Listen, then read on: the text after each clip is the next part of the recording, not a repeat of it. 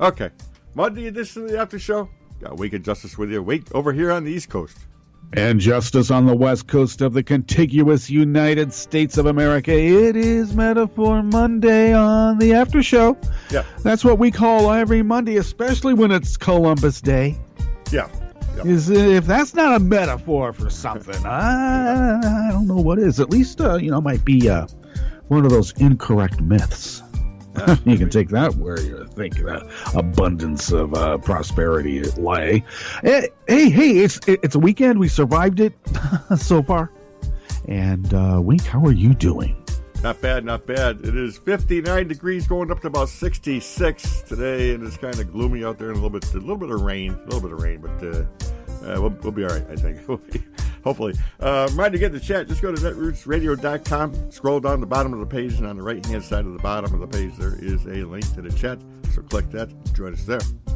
And to get to the contribute donate buttons, they're just to the left-ish of the chat room link there at the bottom of the homepage. I mean, some people just need to get there. I know we actually need for you to do that. Thank you for that generosity. Ooh, boy. I keep saying that as long as we pay the bills, we'll slip under the radar. It's been working so far, Wink. Yeah. Working so far. Okay. Sorry about that little delay at the top. We're trying to, sometimes we have a little bit of a conference, and other times there's like a little glitch. And Skype, there's one when anything that deals with a provider like Skype, Comcast, Spectrum, any of those. Yeah. Whenever there's a problem with them, that is known as an act of God. Yes. I mean, try dealing with them as a person. They're godlike. They are godlike. Indeed. In fact, usually the only way that you can communicate with them is through prayer. Exactly. I don't think there's anybody on the other side listening. But they will take it under advisement. Yeah. Okay, well, here along the banks of the Rogue River and the Rogue River Valley of Southern Oregon, they say it's currently 31 degrees. It feels more like 38 to me. But I'm a seasoned hand at it, as they say. Yes. We will be going to a high of 77, so that is our, that's how people catch pneumonia. Yeah. Yep. Warm days, chilly nights. Next thing you know, yeah, you're laid low. Don't do it. Don't sweat when you're chilly. That's the key right there, Wink. Really. Yep. Ooh. Speaking of chili, I am skirting the frost issue with my tomatoes. I probably should pick them all today, harvest them all today. If you put them in a brown paper bag, the ethylene that's generated will help ripen them. But there's nothing like a vine-ripened tomato or tomato, depending on, what part of the social strata you seem to have originated. So I guess you know where I came from. Yes, I'm in the same boat. Yeah, I have to admit that some members of my family, you do need subtitles. Because you hear crick, and you're thinking they're talking about some sort of medical malady. Yep. When all they're talking about is riparian rights.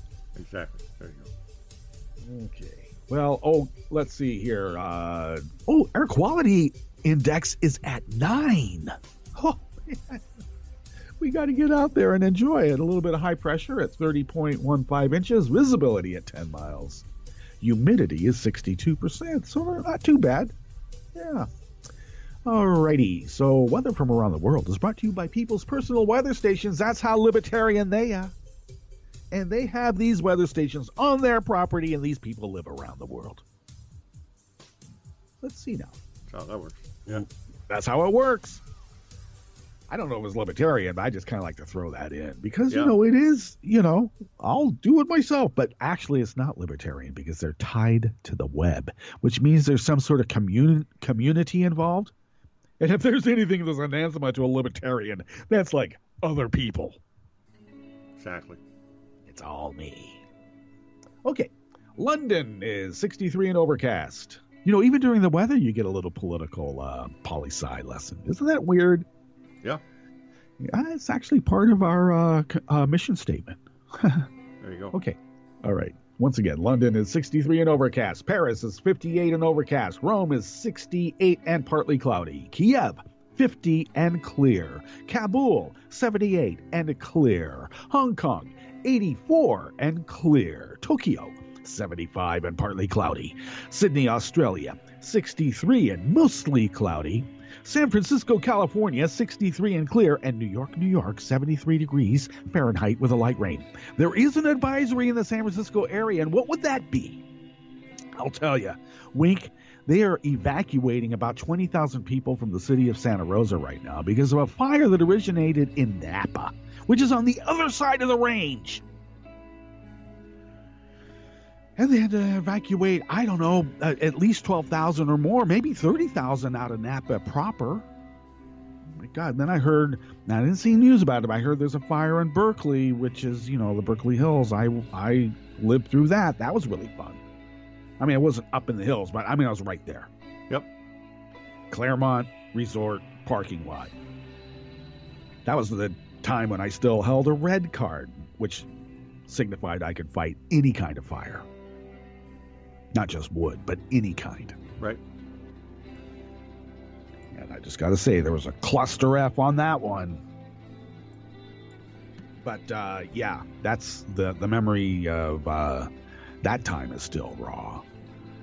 But, you know, I have friends that live in the evacuation zone there in Santa Rosa. Eee. Plus, I used to live in the town of Sonoma, and you know, that's all. 40 mile, 50 mile per hour winds, they're not helping. Right. So that is the advisory there in San Francisco. Yikes. Apparently, people woke up not aware that the fire these fires had grown so tremendously, and the sky was raining ash, and they had no idea what it was, and the sun was orange. Why is this? Yeah. Why does it smell smoky? That's the other one that people were saying when they were getting up this morning. Why does it smell smoky?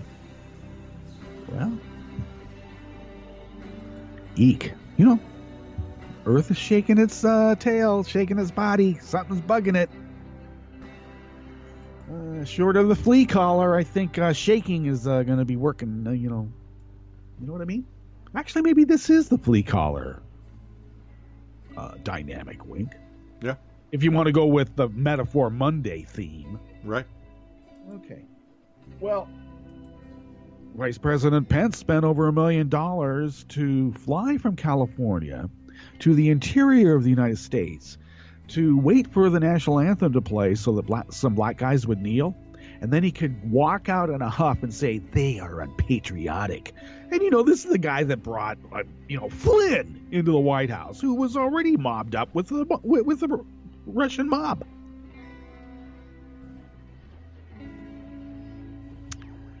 I don't know who's un-American here. Yeah, that's what I'm trying to figure out. Untangle that mess. Holy cow, man. I'm trying to figure out who's un-American. Plus $1 million. And Mother went with him too, or as Trump referred to as the first vice lady. Yeah, I bet she's a vice lady. I don't know. There's something weird going on there, and there always is.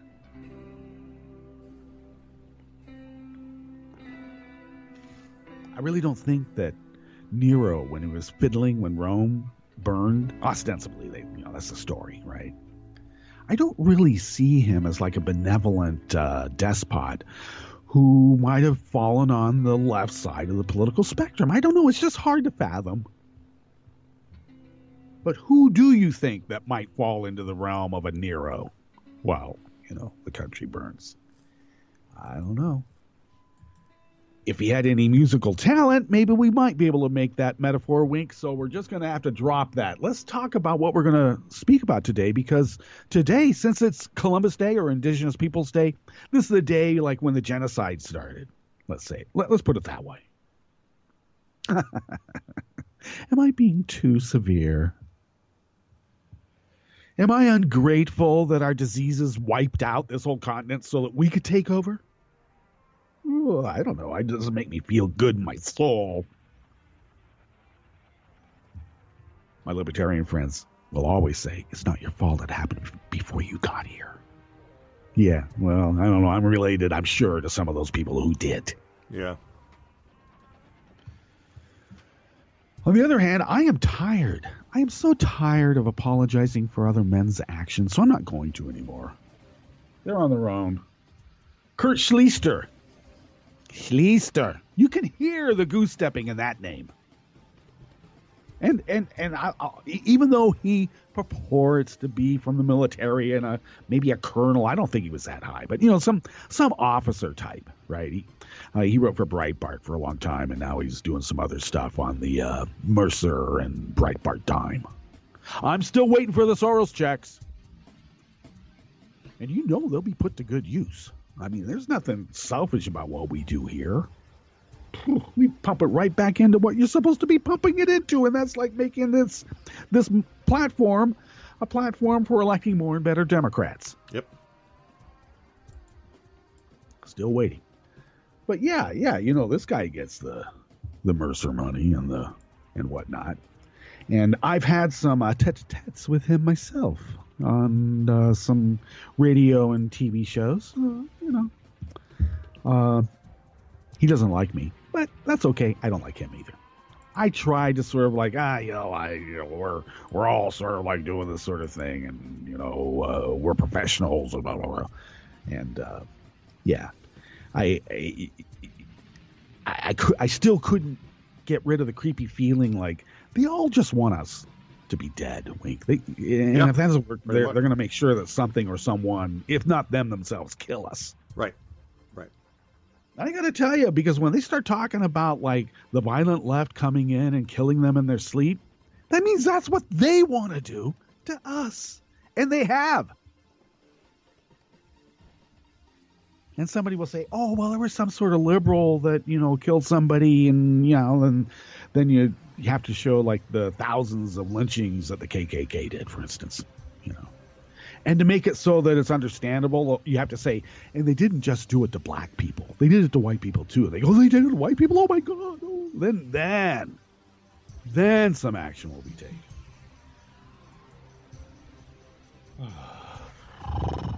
It's getting close to Thanksgiving, Wink. I'm just, getting in some practice here. Got to get the calisthenics ready. Of course, I have a lot of friends that say they only have Thanksgiving with friends and not with family, just because who wants to put up with a Trump bro? Literally, your bro is a Trump bro. Yeah, exactly. Alrighty. Okay. The Portland School District is suing an education reporter for filing a Freedom of Information Act request. Not because, she's trying to do something illegal. She's just trying to follow the law. And so the best way to shut these people up, and this is coming true in a lot of and Portland, Oregon, you think they're like progressive and everything. Sounds like Alec to me. Weird, Wink, weird. Oh, I just love these sports stories, Wink. An ex-girlfriend leaks video of the Miami Dolphins offensive line coach snorting cocaine. Right after the team owner backs Trump's Twitter anthem tantrum. That'll show them. And, of course, the guy's white. Nothing gets done. I'm just saying. If it was a black guy, you can't even kneel. Take a knee in respect. Kids are getting beat up for not, saying the anthem or singing the anthem and the Pledge of Allegiance and all that BS. I don't know. What I thought we had religious freedom. All the Jehovah's Witness kids never did. I remember there was a big brouhaha that you had to make them stand out of respect for everybody else. But that was still a violation of that religious practice that they had. And I got to tell you, if it's anything, a smidgen of Christianity involved in there, you got a lot of religious freedom. So I'm trying to figure out how they square that square dance. as they say. See how they did that? Metaphor Monday, wink. Right. Metaphor Monday. Exactly. And warning there will be hell to pay. The governor of Puerto Rico orders an investigation into FEMA and other government entities who, what? Are withholding food and water supplies from the island's interior districts. Out of a pique? Somebody's angry that they weren't given the proper fealty by all those underlings? And actually, I thought the governor of Puerto Rico was quite deferential to dear leader Herr Fuhrer. Boy, he's going to get in trouble now, Wink. Ooh. Hey, on the last half, Wink, we're going to report that with accusations circling Facebook over fake news and ad targeting, you know, like from when the Russians did all that stuff and they were like helping out all the right wing. Well, Zuckerberg has figured out a way to rectify the problem, Wink. He's looking to partner with the right-wing outlet, The Weekly Standard, to, yes, manually fact-check the obvious liberal bias that just seems to permeate every atom of this American carnage. You could tell it's American carnage because people have like a natural liberal tendency, and there's got to be something wrong with it. Speaking of which, just like with representative democracy, and this is Indigenous Peoples Day, remember, Indigenous people were the real inventors of the American dream. That's right. All that plus the Connect, Unite, Act, Daily Codes community calendar. And there's always more. We're almost at 20 minutes after the hour. There's so much more extra. On the after show, with that ever so fun fellow over there on the East Coast, his name is Wink, and this guy back over here on the West Coast, my name is Justice. We do this 5 days a week for an hour-ish in this particular specific and ever peculiar tear in the fabric of space-time. Because who loves your baby? There you go. All right. And just because the fabric of space-time in this peculiar part of it is peculiar and all that doesn't mean that you can get away with bad stuff. Okay? God, I hate that. People say, oh, well, you know, he was just crazy. Oh, you know, he was just having a hard day. He had a hard life. Oh, woe is me. God, I'm tired of the grievance politics of these people. And they always talk about our grievances as if like, you know, can I sit at this lunch counter? It's supposed to be some kind of major grievance that we just are imposing on people. I don't know. I like to think that everybody's grievances are equal. But some animals' grievances in the barnyard are more equal than others. Okay, got to update that one. Maybe we can do an animation series on it. That would be lovely. Okay, why is an education reporter being sued? Well, this is by Emily Richmond from the Education Writers Association. Beth Slovak, a longtime education journalist in Portland, Oregon, was making dinner for her family when she noticed a bearded guy on a bicycle pulling up outside her house. Slovak thought maybe one of her neighbors had ordered a takeout and came to her door by mistake. Instead, the man was a process server. I mean, have you seen Portlandia? Of course they're going to do it on a bicycle with a beard. Jeez. And he came to her front door. The Portland Public Schools were suing to block her public information request for employee records. Well, maybe there is a little privacy issue here. And I got to tell you, when you're doing wrong and malfeasance and accepting graft, you really don't want anyone to know about your employee records. The reporter, whose work has been published by Willamette Weekly, Portland Monthly Magazine, and the New York Times, and so that makes it okay.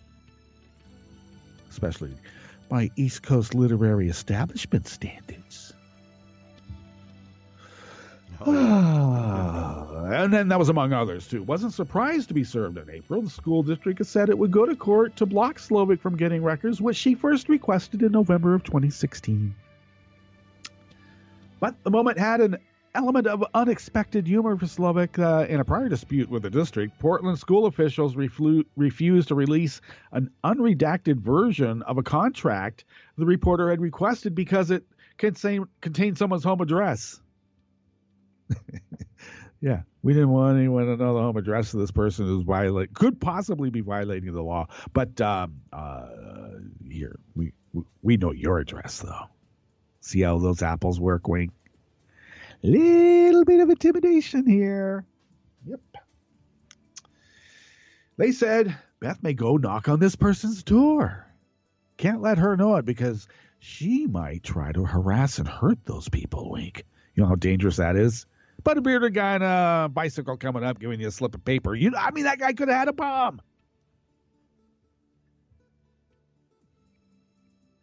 We heard you were doing something that we don't like, and so therefore you must be made to suffer.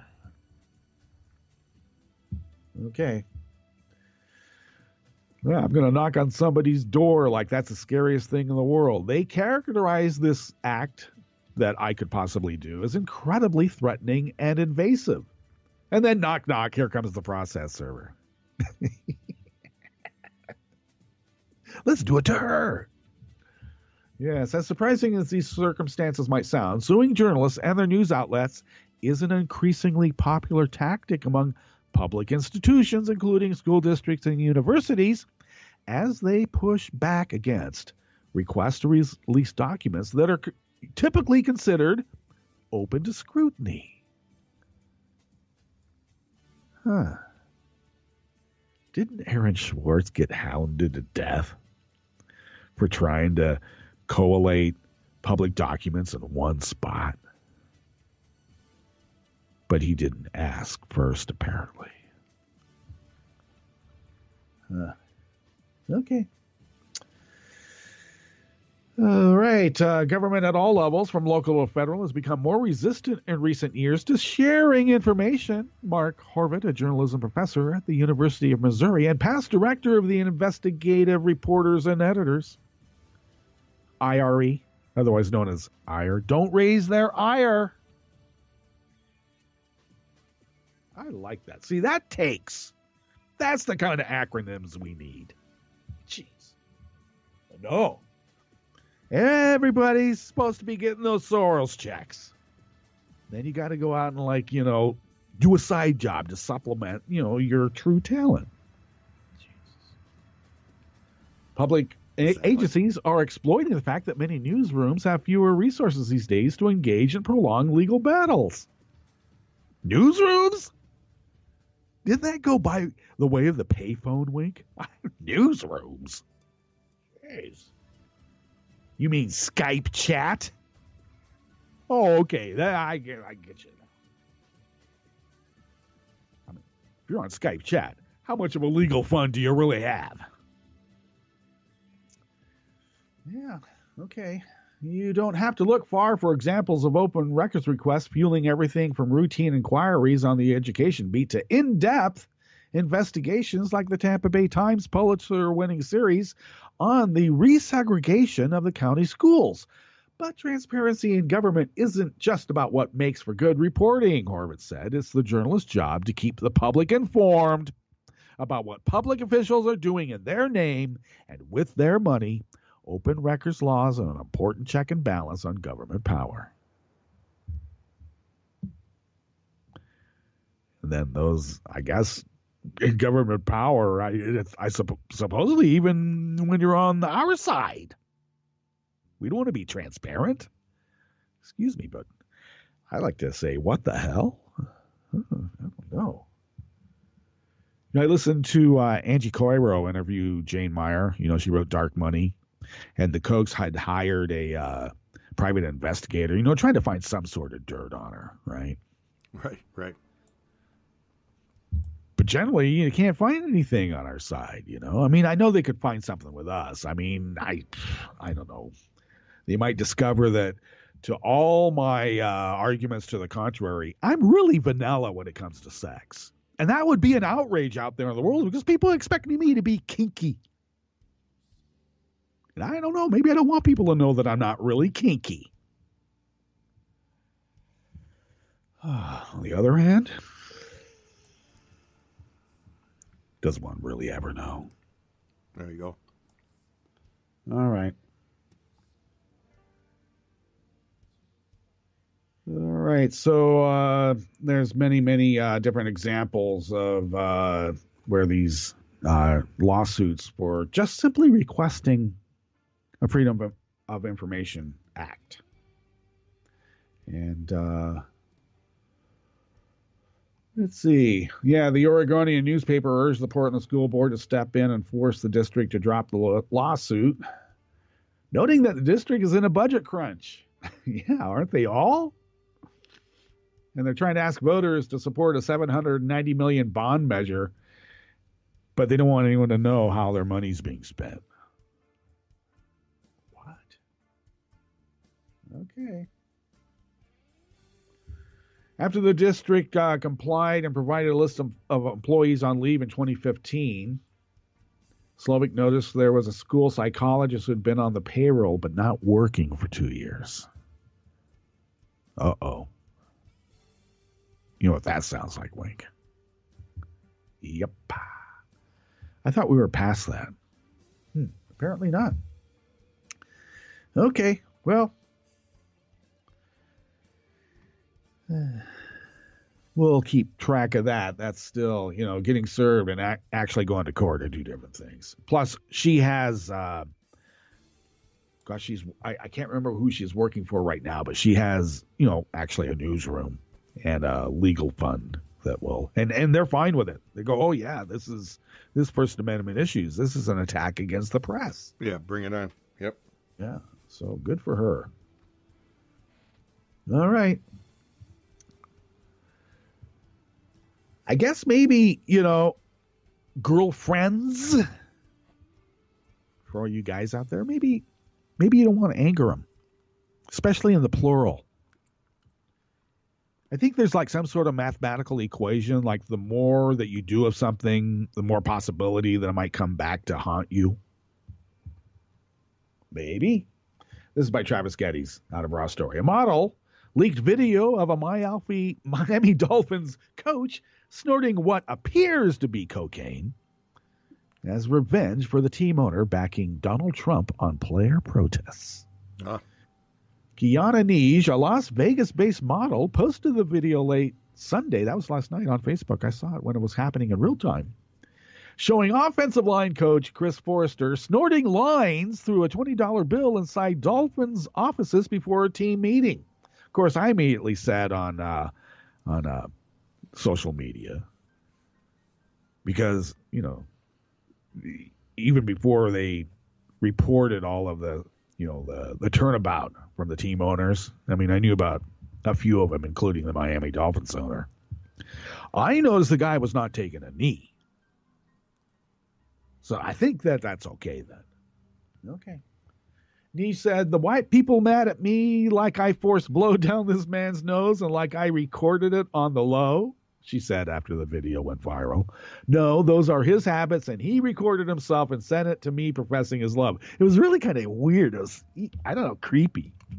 The guy's recording himself, Wink. Yeah. Are you there? Oh, I'm sorry. Yeah. He's recording himself snorting like really thin lines of coke on him. I mean, there's several of them, though. And he's talking, it's like a love letter. He's talking, it's like, remember when we used to do this? Oh, honey, we would get so hot. Yee. I don't know. I don't know if I want the kids to see it. Let's put it that way. Yeah. Let's see. So quick to make excuses for him, but will roast a minority player over an anthem, dogfights, weed, domestic issues, etc. But you all keep saying all lives matter, so STFU. If his ass was black, they would be dragging him through the mud face first. Maybe dead. And they'd still be dragging us through the mud. They do it all the time. Nij said that she used to date Forrester, who has coached 34 years in the NFL for several teams. Of course, we're old enough to remember the movie MASH. And there's the great scene where the football players, because you got to have football because military likes to do it. And, that's how they You know, they're like gentlemen farmers in a way, right? Some of the officer class, absolutely, right? Yep. And so so they have like these football games, and of course, the premise being is that they are going to go out into the real world and snatch like ringers, and they did, and they would use them in their little football games, you know, wherever they were playing in the Orient. They used to call it the Orient then too. And there's a great scene with what is it? Danielson, the Oakland Raiders, the big guy with a handlebar mustache.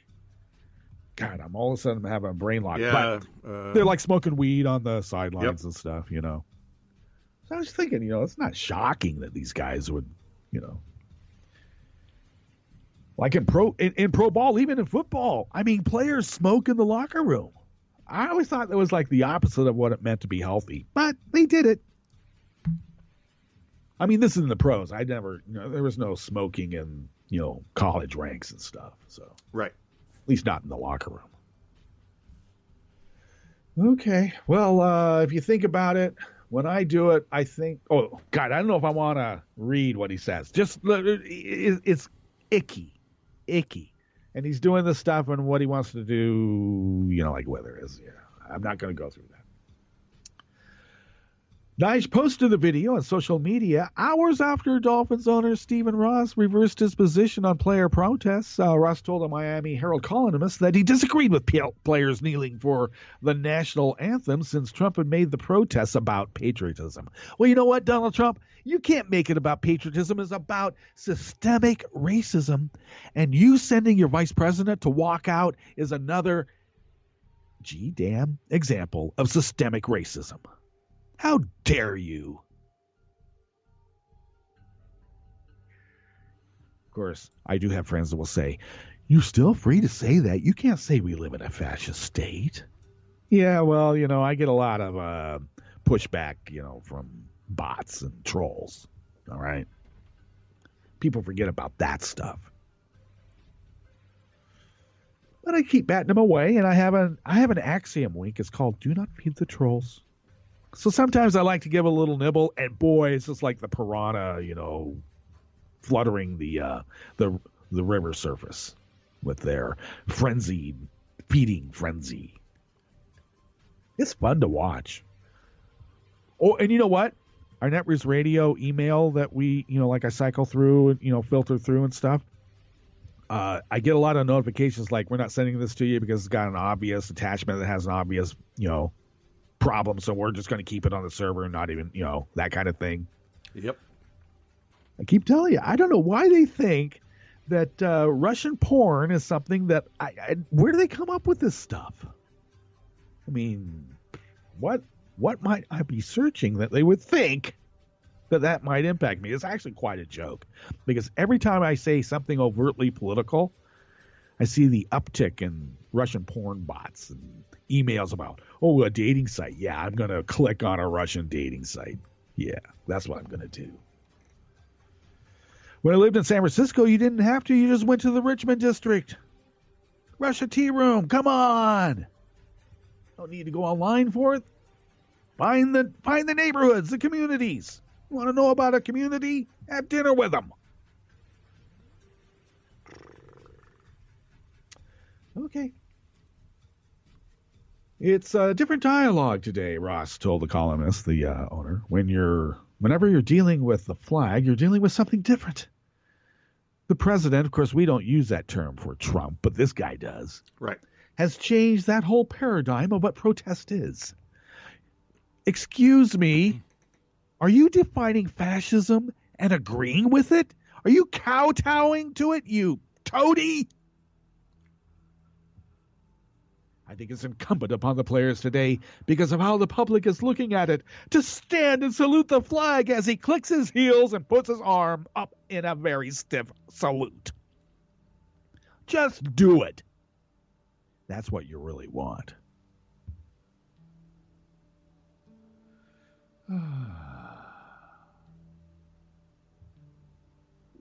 Okay. Well, Forrester did resign this morning to focus on, quote, getting the help that I need with the support of my family and medical professionals. He's white. Yep. He's just sick. Oh. Well, I don't know. He wasn't trying to sell Lucy's. You know, like the loose cigarettes and stuff that Right. Eric Garner got choked over. So, you know. And it really wasn't, you know, he wouldn't have done it except, you know, he's a married guy and he was fantasizing, or not fantasizing, but just, you know, something triggered a memory of former love, and he just wanted to profess his love for her. And that's what he was doing with this love letter to her. Yikes. I don't know. I keep seeing these pictures of, like, there's this one guy who didn't have, I guess he didn't have the proper reflector on his bicycle. Yeah, he's a black guy. And they're like harassing him. Then suddenly they're going to like handcuff him and take him away. And he bolts away and they shoot him in the back.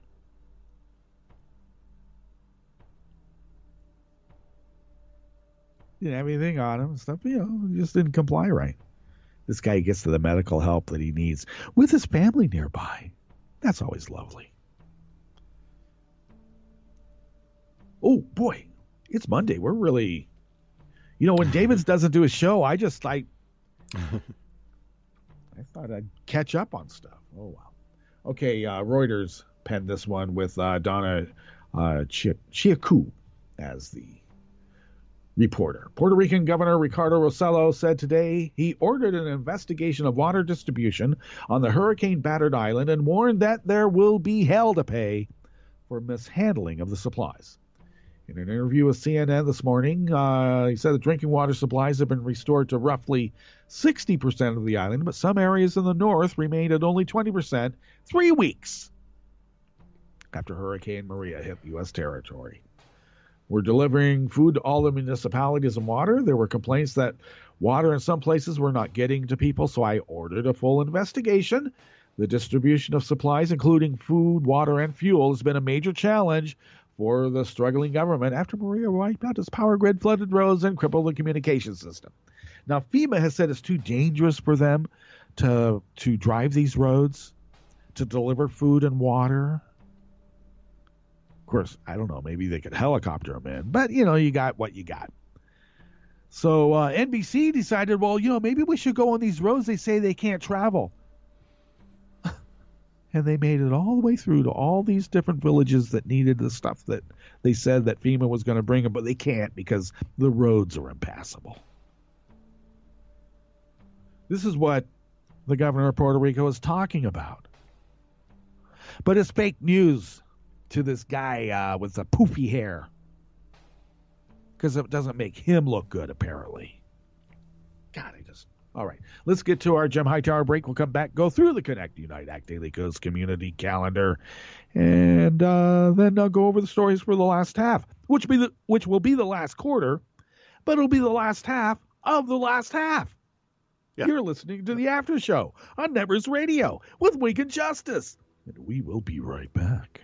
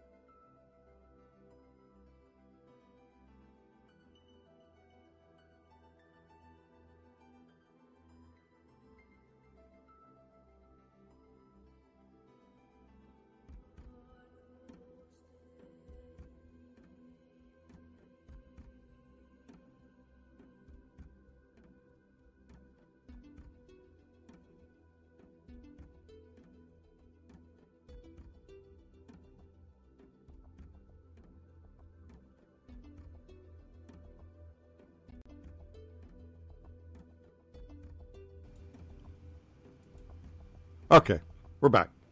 And indeed, we are back. We hope. I don't Yeah. really see us bouncing on. Okay, yes, we are. Yep. Sorry, folks. There's something going on with the Monday acts Yeah. of God. Yes. All right. It's beyond our control, and it sounds like, I don't know, there's a human involved who think they are godlike. Yeah. It's So, pretty weird. I we guess, came yeah. back a little bit early, but that's okay. It's Monday. We've been Such as bundles of dallying much too long. All right. So thank you once again for sticking with us. And this is the After Show with Wink and Justice. Justice here along the banks of the Rogue River, in the Rogue River Valley of Southern Oregon on the West Coast. Wink is in upstate New York, 21 on the East Coast. Our crew are the ethereal creatures who reside in the cloud. And if it wasn't for them, we wouldn't have been able to just decide, get back on the air. Right. And it's because of that advanced intergalactic technical ability that allow Networks Radio, and this by extension, the After Show, to span the globe, the solar system, and beyond. I watched Contact for a little bit last night. I actually liked that movie. Yeah, it's pretty good. Yeah. Because, I don't know. A little different. It's cute. I just miss the personages and how things are not much different in terms of the religiosity that we have to Right. wade through in every little thing. God, it's just... Yep. Earth's not round. It's flat. God, I never thought I'd hear that again. I actually only thought we'd hear that if our whole society kind of like collapsed. And then I was thinking, maybe it has. Yeah, maybe. Yeah. On the way, I think. Yeah. All right. Okay. So today's Connect Unite Act Daily Codes Community Diary is facilitated by Chi-Town Kev. And he opens up with, do you have social media habits? Well, I don't know. What do you mean by habit? Do I open it up at the same time every day? Well, I wouldn't say the same time. Sometimes a little earlier, sometimes a little late. What about you, Wink? Yeah, not really. I mean, I obviously get to the same places eventually during the day, but not exactly at the same time every day. That's for sure. Well, for me, the idea of social media habits, to me, social media isn't so much an engagement with other people, but information collection. Yep. It's like, I'm not going to read the morning paper because, I just do it too much. Every morning I get up and open up the morning paper. So when people go, every morning I get up and I open up, Google or Facebook or Twitter or whatever. So, yeah, I suppose it could be like anything. If you're going to spend all day, like it's a Sunday with the New York Times, but you do that every day, maybe that's a little over. That could be impacting your ability to get things done. So you know what you should do? Advance our technology enough that you can carry this stuff around like the size of a phone, and you'll never be gone from it. Right. All right. That way you can at least get out about and get things done, but you still have this thing with you, so you can always check up on it when you need to. You don't even have to leave the building to smoke it. Right. Because it's not a cigarette. It's just like another, delivery device. Okay. People do. They have these little devices now. They're little handheld devices that deliver what people need, Wink. I like it. Okay, events currently scheduled. New York City Cossacks are going to be meeting up on Saturday, October 22nd at Spitzer's Corner, 101 Rivington Street, corner of Ludlow, which makes it the Ludlow District, by the way. Yeah.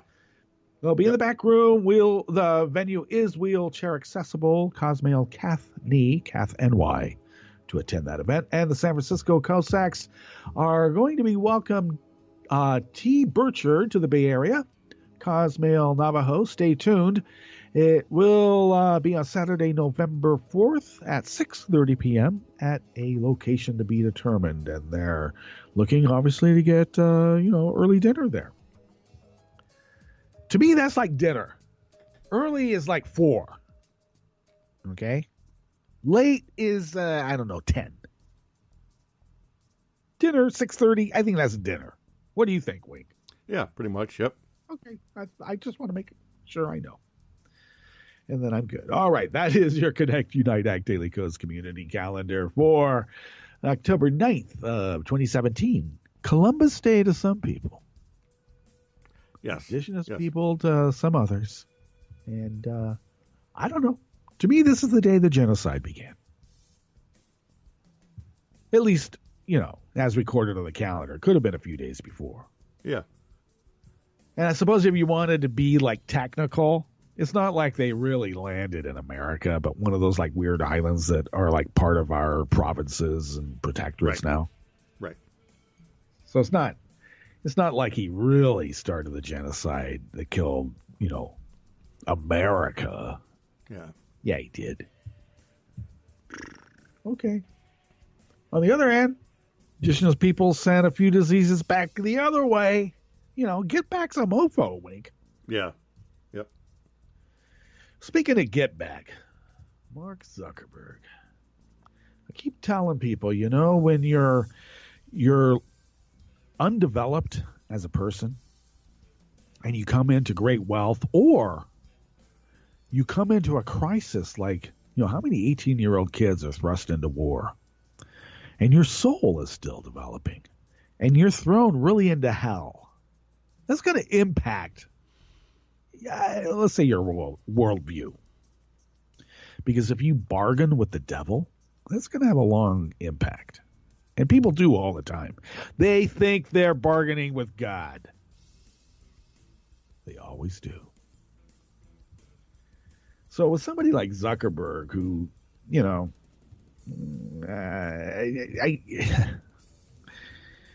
maybe he was taught some sort of a moral core. But I listened to, and I'm not trying to, harp on millennials, or I'm harping on, even in tech, there is an anti-intellectual bias. Why do I say that? Because why aren't these people as well read in the classics as they are in ones and zeros? Yeah.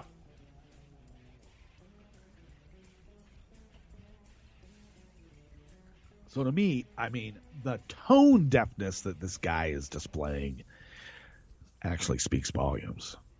Because it sounds to me like he's got some aspirations. If he figures if a dimwit like Donald Trump can do it, yeah, yep, why not me? So I really think that has a lot to do with the recalcitrance. And why is it so difficult to see what your ad buys are? Everybody does it. Well, I guess in the old kind of construct they did. When people believed in accountability and big corporations had a responsibility and a duty to give back to the community, not take from it and lord over it at the same time. Right. Addie Baird penned this out of Think Progress. Facebook helped propel Donald Trump to the presidency with fake Russian accounts and ads from the country that were pro-Trump, undermined the Clinton campaign, stoked arguments about social issues, and shared fake news stories. The platform also embedded Republican employees with the Trump campaign to assist with ad technology. And that was an interview on 60 Minutes with the campaign's digital media director. Oh, yeah. Now, I've heard this before that, Facebook will embed, they'll send reps there to help people with the software and all the other aspects that they need. What makes this particularly delicious, shall we say, is that it wasn't a partisanless employee pool that they sent there. So how was it that a country was able to hone in on the minutia of voting systems and their irregularities in specific tiny little areas that is hard for even the people who've been doing it in those localities wherever are still not able to harness? How is that? We can only speculate, can't we? Let's go on with the story. Well, Facebook's response to all that, hire a right-wing outlet to fact-check news stories. Yeah, bloody Bill Kristol. He's going to fact-check. He's going to manually fact-check. Yep. liberal bias that just permeates every atom of this existence, and there's something wrong with it, Wake. Something terribly wrong. I think what they're trying to do is that's what they believe. There's liberal bias on the atomic level, so that's why they have to pulverize rock to get microscopic bubbles of liberal gas that they can burn, and they can use it as fuel, and at the same time, it's like burning a witch. I'll say they do have a good sense of time management, if you can multitask. Even in your obsessive fictions, it works for them, apparently. Facebook plans to sign conservative magazine Weekly Standard as a fact-checking partner. Not Mother Jones. No. Not the Southern Poverty Law Center. Oh, no, they're Southern Poverty Law Center right now, Wink, is a propaganda outlet, apparently. Yeah. Telling lies about lynchings that occurred in the South back in the day. Fabricating pictures of the KKK, who are really good people. There's some good people there, Wink. Really good people there. Marching threateningly down Pennsylvania Avenue back in the day. All fake news. Southern Poverty Law Center, fake news. Weekly Standard? WMDs. That Weekly Standard. Yeah. Both sides do it. No, one side projects the other side's doing it, and because that's what that one side wants to do, and they can, maybe the moral core is that there is some guilt involved. I can't do this heinous thing unless I think the other side's doing it too. So I'll fabricate this dream or nightmare or myth that they are, and therefore it lessens the moral ambiguity of what I'm doing.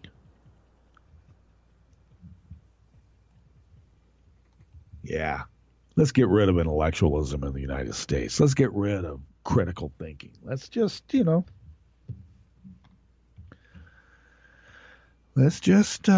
the flag, Wink. Yeah. Let's sing this anthem. I got to tell you, even as a drinking song, it wasn't very... I don't know. I don't know how drunk you have to get to be able to sing that song properly. Right, exactly. Yep. I think what it is that people are drunk and they don't hear it for what it really is. It's not that people are singing it better.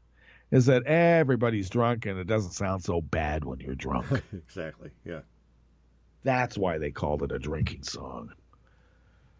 And then looking at Milo singing America the Beautiful, I think that's off the table. America the Beautiful is now off the table as a potential national anthem.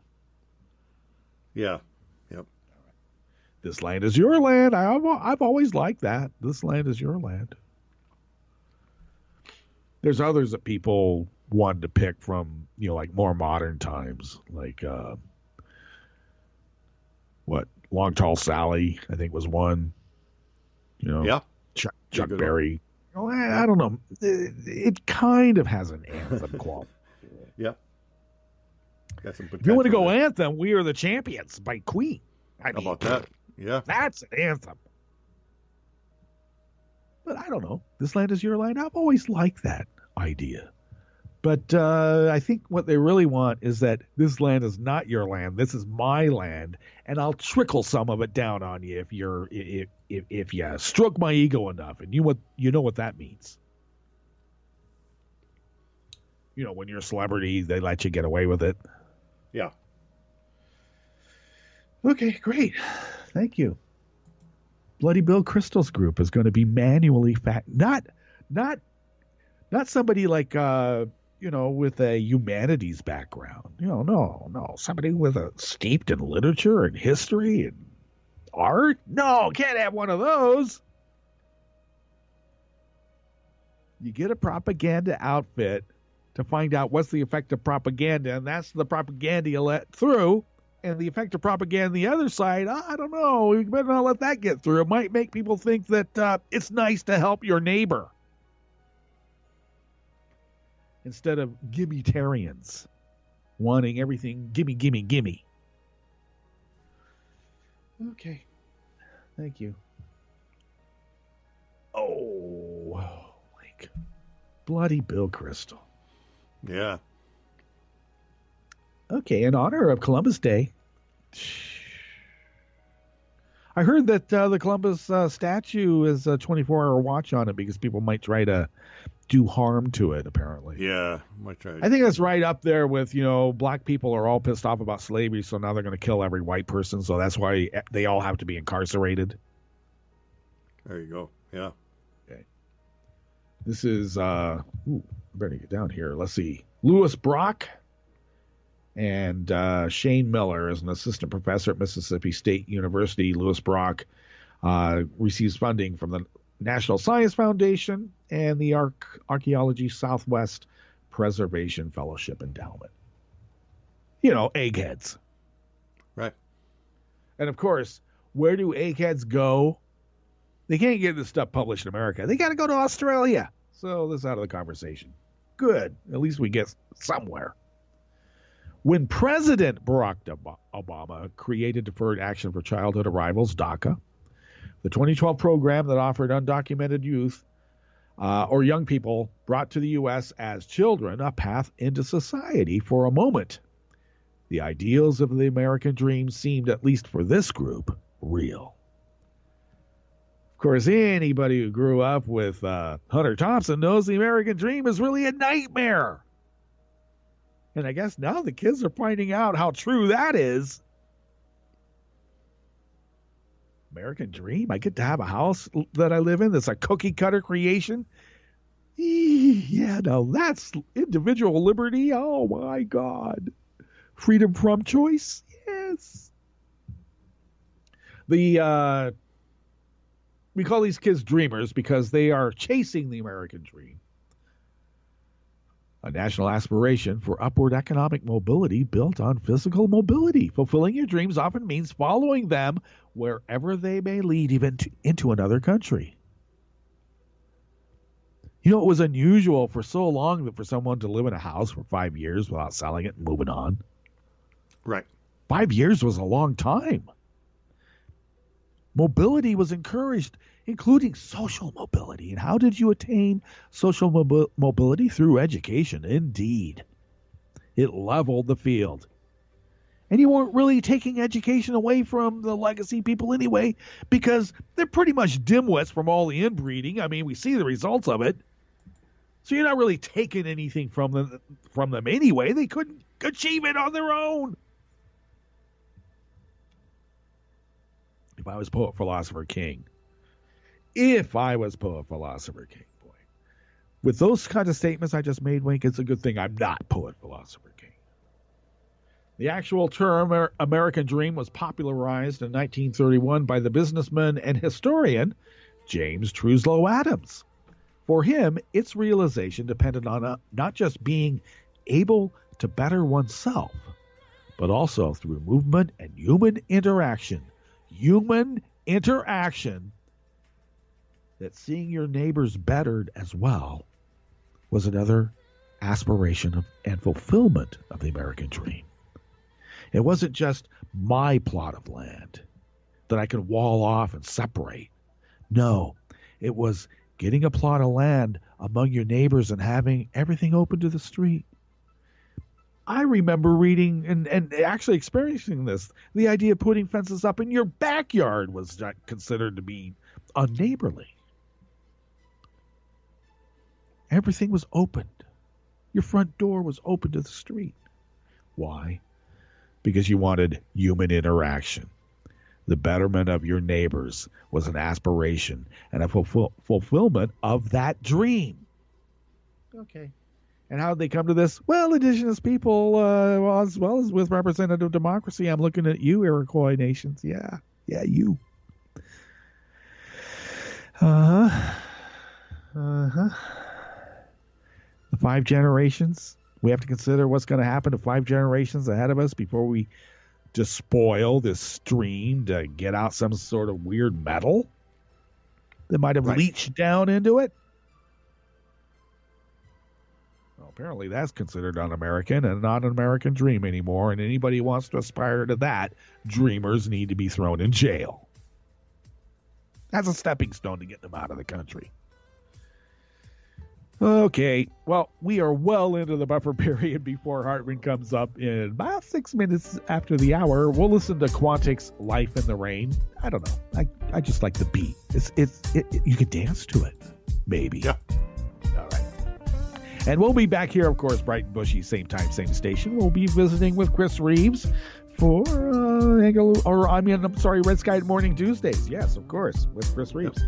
Yep. All right, so continue listening to That Was Radio 24/7, 365. And why? Well, of course, because who loves you, baby? And that is very sincere, truly. Oh, and one other thing, Wink. I will see you on the other side. All right. We're up.